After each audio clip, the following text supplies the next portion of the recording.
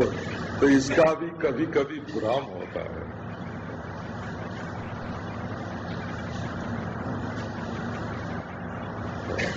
एक बार हमारे मन में कोई प्रश्न था, रात घड़ी तो थी ही नहीं, मैंने सोचा चलें स्वामी जी के पास तो चल के पूछेंगे। अब महाराज 5 मील चल जाने के बाद वहां गए तो मालूम हुआ कि 3:30-4 बज गए। लो, अब किसने जगा के 5 मील पैदल चला दिया? वो प्रश्न की एक बेचैनी होती है। तदुत्तरमहं श्रुत्वा कृतार्थस्यां भवन्मुखात्, उसका उत्तर सुनकर मैं कृतार्थ हो जाऊंगा। कृतार्थ होने का अर्थ होता है कि जो मैं पाना चाहता था वो मिल गया, बस। इसके सिवाय हमको और कुछ नहीं चाहिए। हमको तो इस प्रश्न का समाधान चाहिए, उत्तर चाहिए। बोले बस इतनी बात है। तो गुरु जी ने कहा, देखो, अरे वो बड़े विद्वान हैं, उनके पास चले जाओ, वो तुम्हारा समाधान कर देंगे। क्या बकवास कर रहे हैं? गुरु जी बोले, क्या बकवास कर रहे हैं? स्वयं प्रकाशे ब्रह्मणि सुखम आस्मय, हम तो स्वप्रकाश आत्म ब्रह्म में आनंद से रह रहे हैं। काय को पत्थर फेंकने आया है? जाओ पंडित जी के पास, जा समाधान कर रहे हैं। शिष्य कहता है, नहीं महाराज, भवन मुखात, हमें तो आपके मुख से ही समाधान प्राप्त करना है। भवन मुखात, मुखात में एक और बात है, आप इशारा कर दो कि वो किताब पढ़ लो तो वो नहीं, आपके मुंह से बोला हुआ चाहिए। अच्छा, कहो कि हम तुम्हारे सिर पर हाथ रखते हैं, कि नहीं, सिर पर हाथ रखने से तो अपनी वासनाएं जो हैं वो उत्तर का रूप धारण करके आ जाती हैं, अपने ही संस्कार आते हैं, उसमें गुरु जी का नहीं आता। शक्तिपात से तत्वज्ञान नहीं होता, वो तो अपने ही भीतर, बोले आत्मा तो अपने भीतर है ना, वो निकल आता है। कि वो निकले और वो आवे और वो जाए तो अच्छा आत्मा हुआ, वो तो मर जाएगा। जैन लोग जैसा आत्मा का स्वरूप मानते हैं वो शक्तिपात से दिखना शक्य है, और हमारे शाक्त लोग, तांत्रिक लोग जैसा आत्मा का स्वरूप मानते हैं वो भी शक्तिपात से उसका भी साक्षात्कार होना शक्य है। देखो, ईमानदारी की बात आपको बताऊं, लेकिन अद्वैत वेदांती जैसा आत्मा को ब्रह्म मानते हैं वो शक्तिपात से उसका साक्षात्कार होना शक्य नहीं है, क्योंकि वो निर्गुण है, स्वयं में अप्रभावित है। प्रभावित होकर के तो तुम्हारी बुद्धि में नहीं आवेगा। तो पहले शब्द के द्वारा तुम्हारे अंतःकरण में एक कल्पित ब्रह्माकार वृत्ति उदय होगी, वो कल्पित जीवाकार वृत्ति को, ईश्वराकार वृत्ति को ध्वस्त करेगी, और उसके बाद अबाधित आत्मसत्य का अनुभव होगा। इसलिए भवन मुखात्मा ने ज्ञान मुंह से आना चाहिए हो, आंख में से भी ज्ञान नहीं आना चाहिए, हाथ में से भी ज्ञान नहीं आना चाहिए, मानसिक शक्ति में से भी ज्ञान नहीं आना चाहिए। ज्ञान आना चाहिए मुख से। अच्छा, एक बात और आपको सुना दूं, तो प्रसंग बस। ये लोग आके कहते हैं सपने में हमको ये मंत्र मिल गया, ये देवता दर्शन दे गया। अच्छा, आज सपने में एक मंत्र मिला, तुम जप करने लगे, और 6 महीने में दूसरा सपना आ जाए और दूसरा मंत्र मिले तो क्या करोगे? पहला सपना ठीक कि दूसरा सपना ठीक? घपले में पड़ जाओगे बोला। हाँ, ऐसी भावुकता के चक्कर में बिल्कुल नहीं पड़ना चाहिए। यदि जागृत अवस्था का गुरु, वक्त गुरु संपुष्ट कर दे कि हाँ ये मंत्र ठीक है, उसकी संपुष्टि के बिना उसकी संपुष्टि के बिना वो मंत्र काल्पनिक है, वो देवता काल्पनिक है।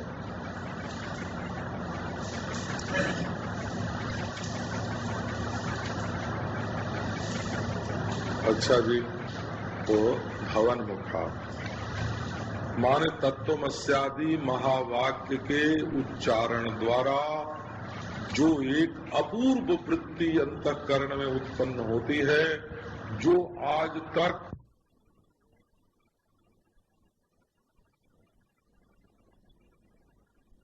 तब वो अविद्या को दूर करती है। अच्छा जी, आगे चलते हैं। को नाम बंधः कथमेषयागतः कथम प्रतिष्ठास्य कथम विमोक्षः कोसावनात्मा परमः क आत्मा तयोर्विवेकः कथमेतदुच्यताम्। जैसे लोगों से बात करनी है वैसी संस्कृत है। ये बंधन क्या है?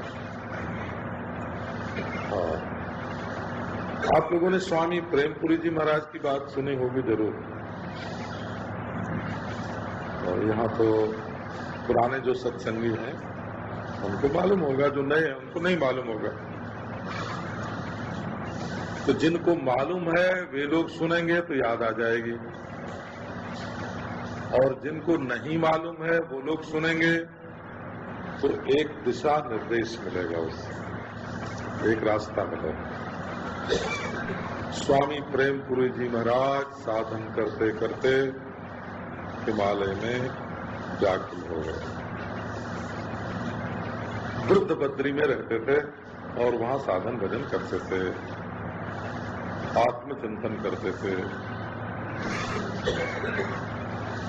एक दिन उन्होंने कहा कि इतना सब छोड़ा छाड़ा, अपना बड़ा समृद्ध संपन्न राजकोट का परिवार छोड़ा, समृद्ध था, विद्या थी, समृद्धि थी, प्रतिष्ठा थी, और यहाँ इतने दिन आके भजन करते हो गया, और आत्मा का साक्षात्कार नहीं, मुक्ति नहीं मिली। वो कहते थे मुक्ति नहीं मिली, मुक्ति नहीं मिली। तो अब शरीर धारण करके क्या करेंगे? आओ गंगा जी में डाल दें, ऐसा उनके मन में है। वृद्ध बदरी जब ये संकल्प किया कि अब शरीर को गंगा जी में डाल देंगे, तो एक माता उनके पास आई। उसने कहा, क्या बात है स्वामी जी, क्यों व्याकुल हो रहे हो? क्या ऐसा है, ऐसा है, हम मुक्ति चाहते हैं परंतु मुक्ति नहीं मिली। तो उसने कहा कि स्वामी जी आपने बंधन देखा है? बंधन क्या बंधन है तुमको? स्त्री का बंधन है कि नहीं? तो परिवार का बंधन है कि नहीं? बेटी बेटी का बंधन है कि नहीं? रुपए पैसे का बंधन है कि नहीं? है तो ज्यादा दिन तक जी के विषय भोगते रहे, इसका बंधन है कि नहीं? बंधन तो मानसिक ही होता है ना। क्या बंधन है तुमको? अब तो सोचने लगे स्वामी जी कि तुम शरीर से बंधे हुए, कहे तो छूट जाएगा, का मन कहे तो छूटता ही रहता है, तो सांस तो आती जाती रहती है, क्या बंधन है? अरे लो भाई, तो अब तो स्वामी जी सोचने लगे कि बंधन क्या है। तो उसने कहा कि हम 2 घंटे के बाद, 3 घंटे के बाद फिर तुम्हारे पास आएंगे। तुम बिल्कुल सोच विचार के पक्का रखना कि तुम्हारा बंधन क्या है। अगर मिल जाएगा बंधन तो मैं उसको काट दूंगी, तुरंत बंधन छुड़ा दूंगी, और नहीं मिलेगा तो जब तक तुम झूठ मूठ अपने को बद्ध क्यों मानते हो कि मैं बंधन में हूं? तुम तो मुक्त ही हो। लो बाबा, वो तो कह के चली गई। अब स्वामी जी बताते थे कि हमने बहुत विचार किया इस बात पर, बंधन तो कहीं आत्मा के स्वरूप में, हमारे स्वरूप में बंधन तो कहीं है ही नहीं। कब बंधन नहीं है तो मुक्ति किससे चाहते हो? लो भाई, वो देवी तो चली गई, फिर लौट के नहीं आई हो, हैं? लेकिन बंधन भी नहीं मिला और मुक्ति की चाह भी मिट गई। ये अविचारित बंधन जो है, ये अविचारित है, इसलिए इस पर विचार करो। को नाम बंधा, अपने मन का दो हिस्सा कर लो। एक को देखो, वो हाथ जोड़ के आपके सामने नीचे बैठा है, और आपके मन का एक हिस्सा ऊपर बैठा है अभय मुद्रा में। महाराज बद्ध बंधन क्या है?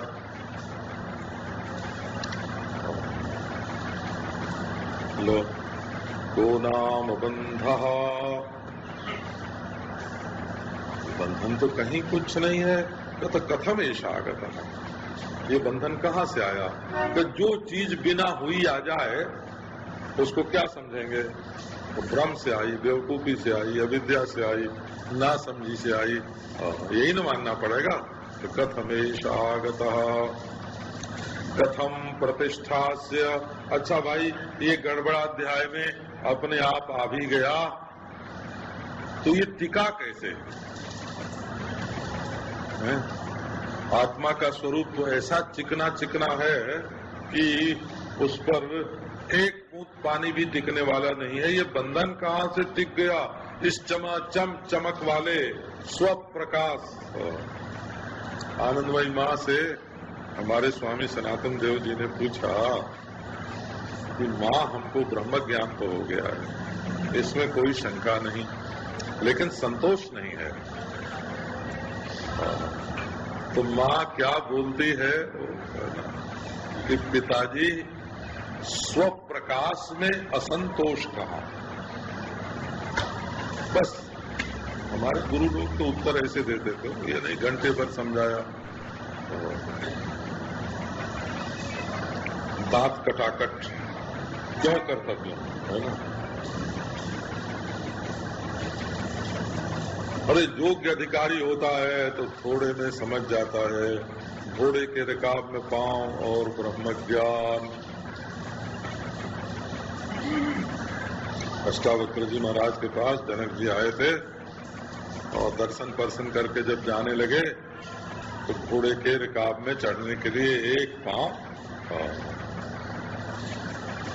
आप लोग घोड़े पर चढ़े हैं कि नहीं?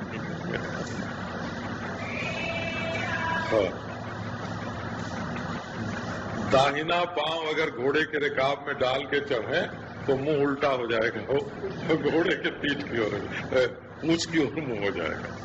पहले बायां पांव घोड़े के रिकाब में डाल के तब दाहिने पांव से उसके ऊपर बैठते हैं, तब मुंह होता है घोड़े की तरफ, घोड़े की तरफ। देखो, वही घोड़ा, वही घोड़े की रिकाब। अगर आपको चढ़ना आता हो तब तो आप सीधे चढ़ जाएंगे, और नहीं चढ़ना आता हो तो बिल्कुल उल्टे हो जाएंगे। तो राजा जनक घोड़े के रिकाब में पांव डाल के जो घोड़े पर बैठने लगे, अरे महाराज, ये आत्मा है क्या? महाराज बिल्कुल। दूसरा पांव और घोड़े की पीठ पर होकर रिकाब में पड़ा नहीं, दूसरी तरफ है।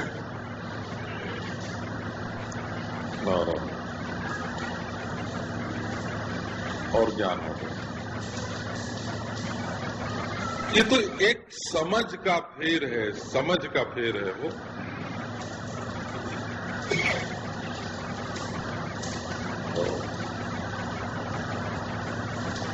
एक आदमी संध्या वंदन कर रहा था सवेरे बैठ के। उसके मन में पहले तो संशय हुआ कि जिस मुंह से मैं बैठा हूं वो पूरब है कि नहीं।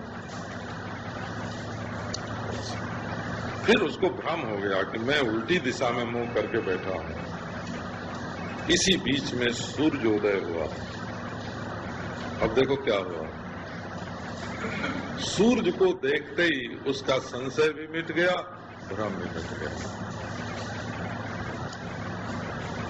तो ये जहां अपनी बुद्धि में आत्म सूर्य का उदय होता है, वहाँ सारा संशय, सारा भ्रम, सारा विपर्जय मिट जाता है। कथम प्रतिष्ठास्य कथम विमोक्षः। आपको ये बात ध्यान में हम ला देते हैं कि गीता में इन सब बातों का न रूपमस्य तथोपलभ्यते नान्तो न चादिर न च संप्रतिष्ठा अश्वत्थमेनं सुविरूढ़मूलम् असंग शस्त्रेण दृढ़ेन चित्वा। जैसा रूप दुनिया का दिखता है अज्ञान काल में, वैसा ज्ञान काल में नहीं दिखता। न रूपमस्य तथोपलभ्यते यथा व्यवहारे दृश्यते तथा इह विचार काले अस्य रूपम न उपलभ्यते न रूपमस्य तथोपलभ्यते नान्तो न चादिः। मिथ्या वस्तु की न आदि होती न अंत होता। कालांतर में आदि और कालांतर में अंत मिथ्या वस्तु का होता ही नहीं। वो तो जावत प्रतीति ही उसका काल है, न प्रतीति के पूर्व काल है, नान्तो न चादिर और न च संप्रतिष्ठा। उसकी कोई स्थिति नहीं है, संप्रतिष्ठा नहीं है। अश्वत्थमेनं सुविरूढ़मूलम् कथम प्रतिष्ठास्य कथम विमोक्षः। कैसे छूटेगा, कैसे रह रहा है, अद्वितीय वस्तु में ये रह कैसे रहा है, और जहाँ नहीं रहना चाहिए वहाँ जब रह रहा है तब इसका मोक्ष कैसे होगा। ये बंधन, ये गांठ खुलेगी कैसे। बोले जब जान जाओगे कि बिना हुए ही दिख रहा है। श्रुति पुराण बहु कहो उपाय छूटने अधिक अधिक अरुझाई। तब का बोले पर विवेक ही एकमात्र शरण है। कोसा वनात्मा परम कयात्मा। ये अनात्मा क्या है और ये परम आत्मा क्या है। आत्मा और अनात्मा का विवेक क्या है, ये आप सुनाइए। गुरु जी बोले कि बस बेटा, ये श्रुति है वो असल में। धन्योऽसि कृतकृत्योऽसि पावितन्ते कुलन्त्वया यद विद्या बंध मुक्त्या ब्रह्मी भवितुमिच्छसि। नारायण ऐसा है कि यज्ञ, दान, उपवास, व्रत जितना कुछ किया जाता है, तमेतम ब्राह्मणा विविदिशन्ति, तमेतम वेदानुवचनेन ब्राह्मणा विविदिशन्ति यज्ञेन दानेन तपसा अनाशकेन। यज्ञ से, दान से, तप से, उपवास से और वेदानुवचन से ब्राह्मण लोग इसको जानने की इच्छा करते हैं। विविदिशन्ति माने जानने की इच्छा, जानने की इच्छा करते हैं। सब यज्ञ, दान, तप, व्रत का फल ये है कि हमारे हृदय में परमात्मा को जानने की इच्छा का उदय हो। परमात्मा को बनाने की इच्छा नहीं हो कि आओ बना लें। ये रहा परमात्मा का पांव और ये रही कमर और ये रहा हाथ और ये रहा मुंह और हमने जोड़ तोड़ के परमात्मा को बना लिया। परमात्मा को बनाने की इच्छा कभी नहीं करना हो, है ना। और परमात्मा को के पास जाना, वो सातवें आसमान में रहता है, वहां जाएंगे, है ना। तो थोड़ी इंतजार करो भाई, मिलेंगे, ऐसा नहीं। ये विविदिशन्ति, विविदिशन्ति माने शुद्ध अंतःकरण में ही परमात्मा को जानने की इच्छा होती है, परमात्मा को ही जानने की इच्छा होती है। जिसका अंतःकरण अशुद्ध है, वो पैसा चाहेगा, भोग चाहेगा, भोग की वस्तु चाहेगा, है। परमात्मा को जानने की इच्छा, पाने की इच्छा भी दूसरी होती है, जानने की इच्छा दूसरी होती है। ये दोनों अलग अलग होते हैं। करने की इच्छा, भोगने की इच्छा। कोई कोई तो कहते, जोगी लोग कहते हैं कि आओ हम ईश्वर बना के दिखा देते हैं। जोगी लोग ईश्वर बनाते हैं, वो बनाते हैं, नारायण तो स्वरूप में तो है नहीं, तो बनाते हैं, ध्यान के लिए बना लेते हैं। और भगत लोग कहते हैं कि हम ईश्वर को भोगेंगे, वो हमको ये भगत लोग जो है ना, वो कहते हैं कि हम ईश्वर को मिलेगा तो हम उसको चूमेंगे, चाटेंगे, छाती से लगाएंगे, है ना। भगत लोग ईश्वर को भोग डाल, और जिनका ईश्वर दूर है वे उड़ के विमान पर चढ़ के उसको पाना चाहते हैं। वेदांती का ईश्वर न बनाने के लिए है, न भोगने के लिए है, न पाने के लिए है। वो तो है वही जो स्वयं है, पर जानता नहीं है। बंधे से बंदा, खुला से खुदा, खूब जाना है कि अनजाना बने बैठे हैं, आप में आप छिपे पर्दा ढके बैठे। मैं कहूँ, वह कहूँ, तुम कहूँ, यह भी कहूँ, वस्तु तो एक ही है।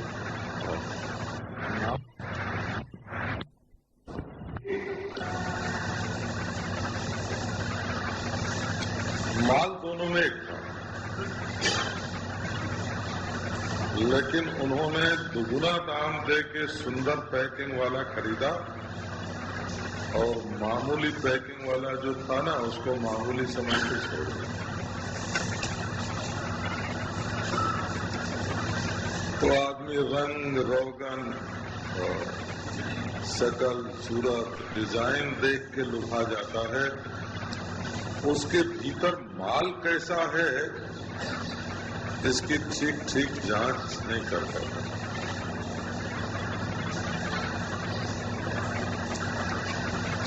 तो तत्व की जिज्ञासा माने अनारूपिताकार वस्तु, जिसमें अभी आकृति का आरोप नहीं हुआ है, शकल नहीं गढ़ी गई है, कंगन या कुंडल नहीं बना है, असली सोना क्या है इसकी जांच। तत्व माने आकार के आरोप के पूर्व जो उसकी स्थिति थी वो वर्तमान में क्या है।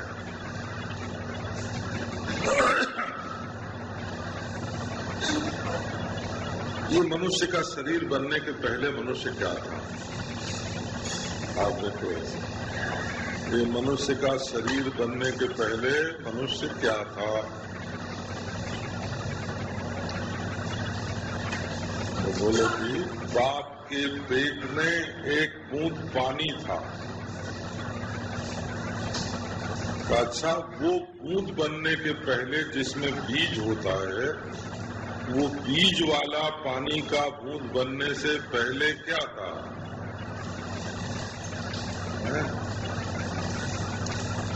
वो चेतना क्या थी? अच्छा, चेतना परिच्छिन्न होने के पहले क्या थी? अखंड चेतना थी।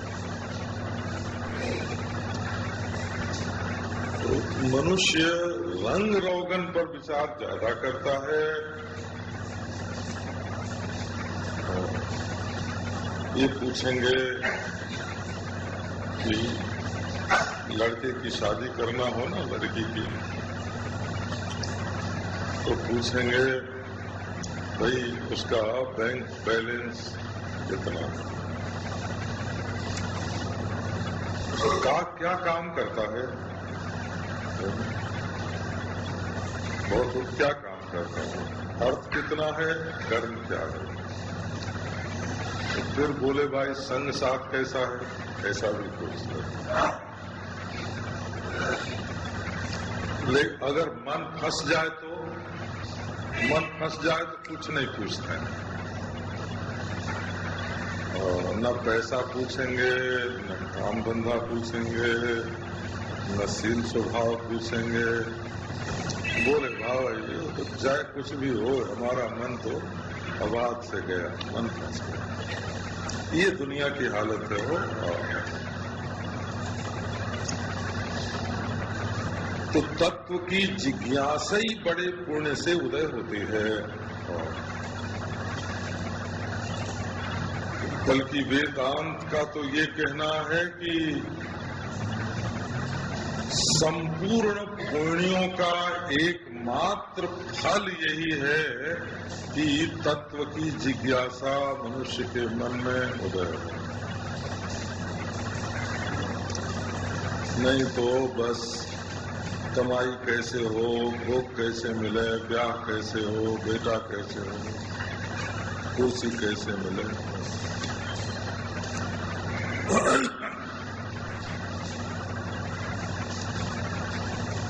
तो यदि किसी के मन में ये हो जाए, और क्यों की जिज्ञासा तत्व की जिज्ञासा नहीं है। ईश्वर ने सृष्टि क्यों बनाई, ये तत्व जिज्ञासा नहीं। कैसे बनाई, किस मैटर से बनाई, वो आखिर है क्या, इसको तत्व जिज्ञासा।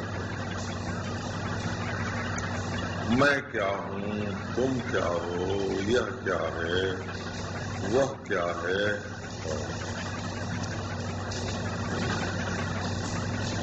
दूसरी वस्तु से बड़प्पन, दूसरे काम से बड़प्पन, आने जाने वाले गुणों से बड़प्पन, उत्पन्न स्थितियों से बड़प्पन, बड़प्पन का ख्याल छोड़कर सच्चाई क्या है वो देखने की इच्छा। यह चेद अवेदीदत सत्यमस्ति नचे दिहा वेदीन महती विनष्टि। यदि इसी जिंदगी में, इसी जीवन में जान लिया तब तो तुम्हारा जीवन सच्चा, और इसी जीवन में नहीं जाना तो ये जीवन खिलौनों में बीत गया, गुड़ियों में बीत गया, अपने मन के लालन पालन में बीत गया।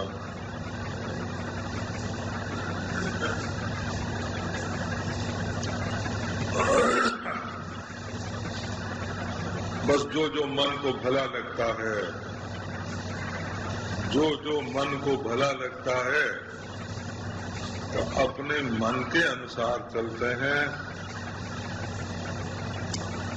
मनोमुखी, सत्यमुखी नहीं है, मनमुखी है। आपको मनपसंद चीज चाहिए कि सच्ची चीज चाहिए? और यदि आपको मनपसंद चीज चाहिए तो वो सच्ची झूठी जैसी हो वैसी चाहिए। धन्योसी कृतकृत्योसी। आपके मन में सत्य की, तत्व की, तत्व माने अनारोपिताकार,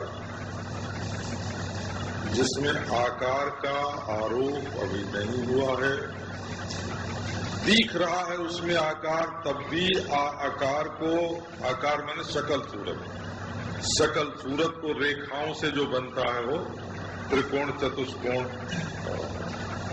गोल। रंग रोगन से रूप बनता है। रूप अलग चीज है, आकार अलग चीज है। रंग रोगन से रूप बनता है और रेखाओं से आकार बनता है, और बिंदुओं से रेखा बनती है, और बिंदु बनता है मानसिक कल्पना से।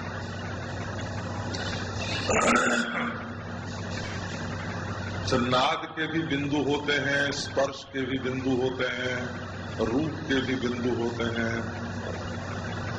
रस के भी बिंदु होते हैं, और गंध के भी बिंदु होते हैं।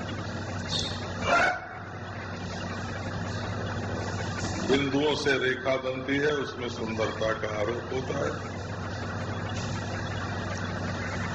ईश्वर की कृपा से आपके मन में यदि सत्य की जिज्ञासा पैदा हो गई, जो आकार टूटने फूटने पर भी बना रहता है। धन्योसी कृतकृत्योसी। धन्य धन्य का मतलब है सब साधनों ने आपके ऊपर कृपा कर दी। ये साधन के आखिर में जो 2 अक्षर है धन,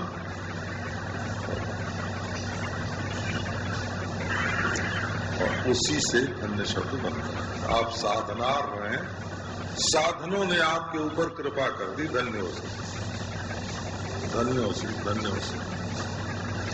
ये नहीं वो जिसके पास धन बहुत हो, ये धन शब्द ही एक रकम से भी अव्युत्पन्न नहीं है।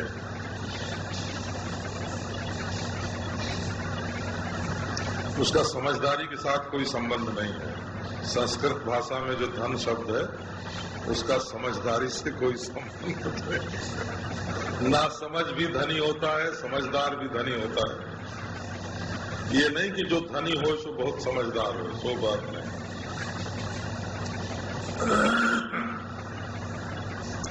धन्योसी कृतकृत्योसी।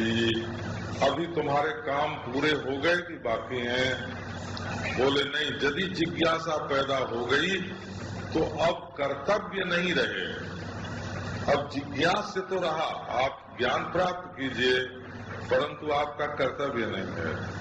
पावितम ते कुलम त्वया, तुमने अपने कुल को पवित्र कर दिया।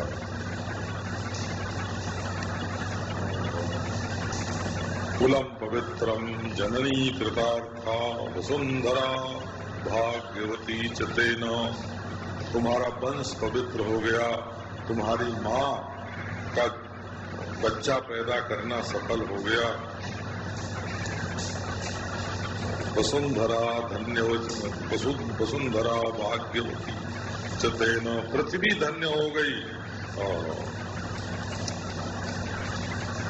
हम लोग पहले श्लोक बोलते थे, तो श्लोक बोलने का भी एक रस होता है। ये लोग जो बड़े प्रेम से बोलते हैं ना, वो उसका अर्थ समझ के मजा नहीं लेते हैं। वो उसकी गति में जो बहते हैं ना, तैर जाते हैं उसकी गति में, उसका मजा लेते हैं। संपूर्णम जगदेव नंदन वनम सर्वे विकल्पद्रुमा गांगम वारी समस्त वारी निभा पुण्या समस्ता क्रिया वाच प्राकृत संस्कृता श्रुतिशिरो वाराणसी मेदिनी सर्वावस्थितिरस्य वस्तु विषया दृष्टे परे ब्रह्मणि। सारी दुनिया हो जाती, सारा जगत हो गया नंदनवन, सारे वृक्ष हो गए कल्पद्रुम, सब जल हो गया गंगा जल, सारे कर्म हो गए पवित्र। समझता, चाहे भाषा में बोले चाहे संस्कृत में, वो हो गया उपनिषद। और सारी धरती हो गई वाराणसी, मुक्ति। कब? कि जब परब्रह्म परमात्मा यस्य ब्रह्म विचारणे क्षणमपि स्थैर्यं मनः प्राप्नुयात् स्नातं तेन समस्त तीर्थ सलिले दत्ता च सर्वावनिः यज्ञानां च कृतं सहस्रमयुतं देवाश्च सम्पूजिताः त्रैलोक्याच्च समुद्रता स्वपितरः त्रैलोक्य पूज्योऽप्यसौ यस्य ब्रह्म विचारणे क्षणमपि स्थैर्यं मनः प्राप्नुयात्। उसने सब तीर्थों में स्नान कर लिया, उसने सारी पृथ्वी का दान कर लिया, उसने सब देवताओं की पूजा कर ली, उसने अपने पितरों का सब श्राद्ध कर लिया। किसने? जिसका मन एक क्षण ब्रह्म विचार में स्थिर हो गया। ऐसे बिना महात्म्य ज्ञान की प्रवृत्ति नहीं होती। किसी चीज की महिमा को समझते हैं तो उसमें प्रवृत्ति होती है। न तीर्थ जाने की जरूरत, न देवता पूजा करने की जरूरत, न दान करने की जरूरत। यदि सच्चे हृदय से आप ब्रह्म विचार करें तो सारा का सारा पुण्य, दान, सुख आपको मिल गया, क्योंकि आपका मन ही दुनिया छोड़कर परमेश्वर में लग गया। मन से ही तो पाप पुण्य होता है, मन लग गया परमात्मा में। तो सब पुण्यों का पुण्य ये है कि मनुष्य का मन परमात्मा के विचार में लगे। जो लोग ये सोचते हैं कि अभ्यास से मन लगता है परमात्मा में, वो तो मजदूरी की बात करते हैं। अच्छा, प्यार से मन लगता है परमात्मा में, ये आसक्ति की बात है। और जब हम विचार करने लगते हैं परमात्मा में और पर्दे के पर्दे फटने लगते हैं, तो विचार से जो परमात्मा के स्वरूप का आविर्भाव होता है वो समाधि से छोटा नहीं है, वो समाधि से बड़ा है। बुद्धि मार के समाधि लगी तो क्या लगी, बुद्धि रहते समाधि लगे, उसका नाम समाधि होता है। यस्य ब्रह्म विचारणे क्षणमपि स्थैर्यं मनः प्राप्नुयात्। तो जद विद्या बंध मुक्त्या ब्रह्मी भवितुमिच्छसि। अच्छा, आप अब तक तो अपने को अब्रह्म जीव मानते रहे हैं, अब ब्रह्म होना चाहते हैं, बहुत बढ़िया। बोले भाई देखो, एक बात है, ब्रह्म होना तो बहुत लोग चाह सकते हैं, कौन नहीं ब्रह्म होना चाहेगा, परंतु कोई अभ्यास से ब्रह्म होना चाहते हैं, ब्रह्माभ्यास से, है ना। कोई भक्ति से ब्रह्म होना चाहते हैं, कोई कृपा से ब्रह्म होना चाहते हैं। ऐसे ब्रह्म होने वालों की हम चर्चा नहीं करते हैं। यद विद्या बंध मुक्त्या ब्रह्मी भवितुमिच्छसि। तुम ये समझ गए हो कि केवल अविद्या के कारण बंध है। ये बात, ये वेदांत की भूमिका में केवल अविद्या के कारण बंध है, आसक्ति के कारण बंध नहीं है, दुष्चरित्र के कारण बंध नहीं है। सीधी बात बोलते हैं, न दुष्चरित्रता के कारण बंधन है, न आसक्ति के कारण बंधन है, न विक्षेप के कारण बंधन है, और न विस्मृति के कारण बंध है, न विमुक्ता के कारण बंध है। बंध यदि है, बंधन यदि है, दुनिया में आप कहीं बंधे हुए तो होंगे जरूर। बहुत लोग हैं जो कुत्ते के गले में रस्सी बांध के और उसको सड़क पर घुमाते हैं, तो आपके भी गले में रस्सी बांध कर घुमाने वाले कोई होंगे, भले रस्सी न दिखे, है ना। है कोई न कोई है जो आपको बांधे हुए है। ऐसा बंधन महाराज जिसकी शकल सूरत देखने में नहीं आती है, लौट लौट के वही, लौट लौट के वही, लौट लौट के बस वो यथा सूत्रे न प्रबद्धा शकुनी दिशम दिशम पतित्वा अन्यत्र आयतनम अलब्ध्वा। एक चिड़िया को रस्सी से बांध दिया, अब वो बेचारा उड़ता है, फड़फड़ाता है, फिर तो वहीं का वहीं आ जाएगा। तो ये कोई बंधन है? बोले नहीं नहीं, बंधन वैसा नहीं है, वो सब अपनी नासमझी का बंधन है। हम जो मानते हैं कि हम बंधे हुए हैं, यही बंधन है। और ऐसा क्यों मानते हैं कि बिल्कुल नासमझी से मानते हैं, आदत पड़ गई है सो नहीं। आदत तो ससुरी कितनी बनती है, बिगड़ती हैं, छूटती हैं।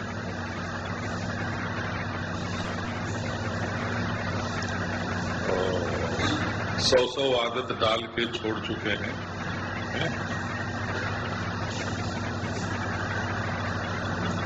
100 आदत डाली और छोड़ दी। कैसी धोती पहनना, कैसा कुर्ता पहनना, कैसा जूता पहनना, कैसा खाना है, और कैसे लोगों में रहना। कभी किसी आदमी के साथ रहने की आदत पड़ गई, कभी कुछ खाने की आदत पड़ गई है, कभी कुछ करने की आदत पड़ गई, पड़ी और छूट गई, पड़ी और छूट गई। ये कमजोर बुज़दिल लोग जो हैं वो बोलते हैं कि हमारी तो आदत पड़ गई, अब नहीं छूटती। क्यों नहीं छूटती? ऐसी दुनिया में कोई चीज न कभी हुई, न है, न होगी जिसको ये जीवात्मा छोड़ न सकता हो। ये इसकी महिमा है।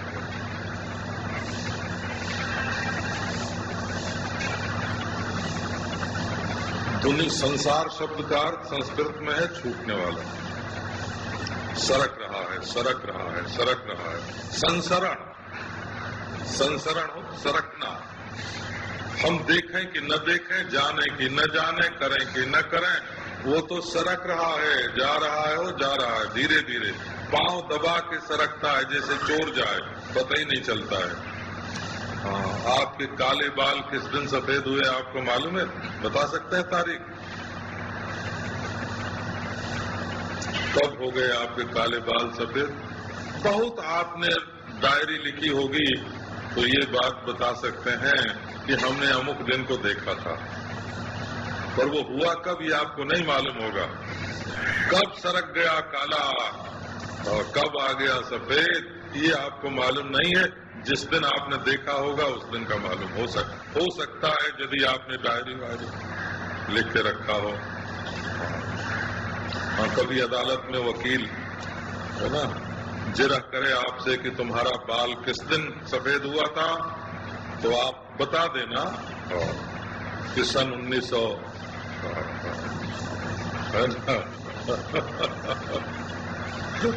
1970 में मार्च महीने में शनिवार को 10:05 पर काल सफेद हुआ था। हे भगवान,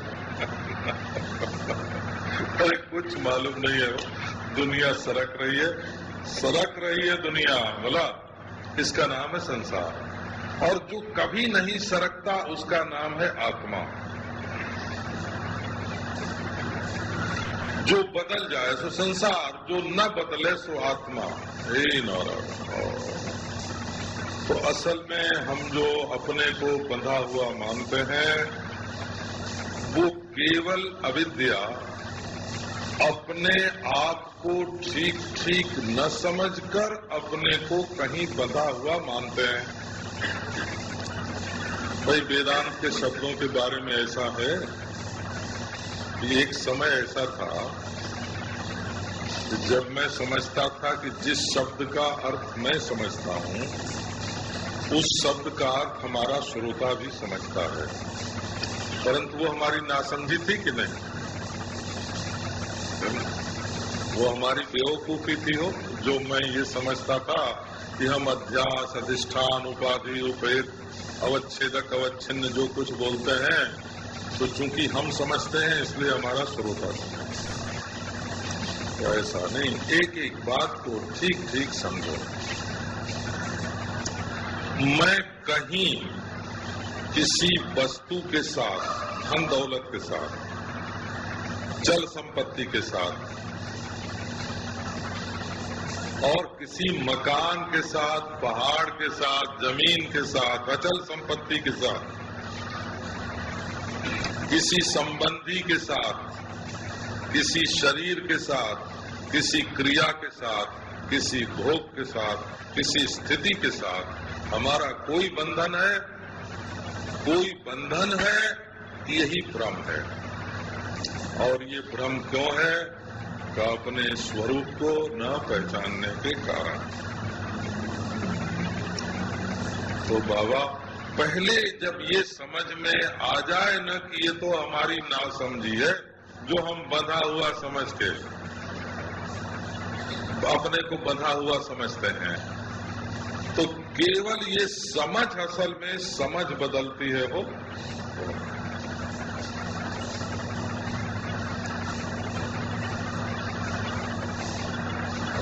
अच्छा देखो, आप लोग उपासना बोलते हैं ना, उसके बारे में एक बात सुना दो। उपासना माने अपने इष्ट के सामीप्य के अनुभव ज्ञान है को पैदा करने की प्रक्रिया। तो ये नहीं, इष्ट को पैदा करने की प्रक्रिया नहीं है ना, उसके पास होने की प्रक्रिया नहीं। बोला कि हम इष्ट देव के पास हैं, हम इष्ट देव के पास हैं, इस ज्ञान को पैदा करने की प्रक्रिया का नाम उपासना है। पैदा होगा ज्ञान ही, बोला कि हम इष्ट देव के पास हैं, हम वैकुंठ में हैं, ये ज्ञान पैदा करने की प्रक्रिया। ज्ञान ही पैदा होता है, वस्तु पैदा नहीं होती, क्रिया पैदा नहीं होती, देश पैदा नहीं होता। ये देश अमुक देश है, अमुक काल है, अमुक वस्तु है, केवल वृत्ति की ही उत्पत्ति होती है, वृत्ति ज्ञान की। तो आओ भाई, पहले ये अगर समझ में आ गया कि हम नासमझी से अपने को बद्ध समझते हैं, तो उस नासमझी को दूर करने की जो प्रक्रिया है, ये दिल की ओट में पहाड़ छिपा है। दुख तो है ही नहीं, आप पकड़ के रखो कि हम दुखी हैं, तो आप दुखी हैं। आप देखो, जिस चीज के बिना आप दुखी हैं, उस चीज के बिना कितने लोग सुखी हैं, आप उस पर विचार करो।